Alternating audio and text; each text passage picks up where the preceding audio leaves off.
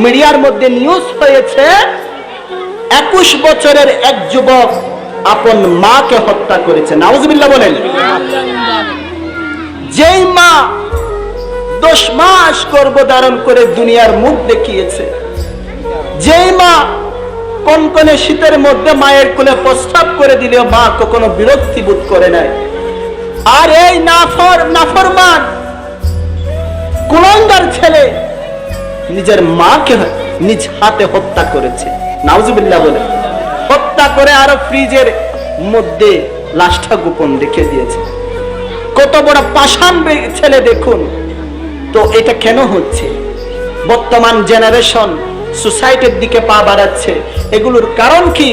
কারণ আমাদের জেনারেশনকে আমরা মা বাবারা সঠিক শিক্ষা, ইসলামিক শিক্ষা, নৈতিক শিক্ষা তারা দিতে পারে নাই, ঠিক না? আপনি দেখবেন যেই সন্তানের মা বাবা নামাজি, যেই মা বাবা সন্তানদেরকে গাইডলাইন করে নামাজ পড়ার উপদেশ দেয়, মা বাবার অবাধ্য না হওয়ার জন্য বলে, মা বাবার খেদমতের কথা বলে, মা বাবার খেদমত করলে যে জান্নাত পাওয়া যাবে, এই ধরনের উপদেশগুলো দেয়, ওই সন্তানরা কখনো মা বাবার অবাধ্য হয় না। কথা বলেন ঠিক না?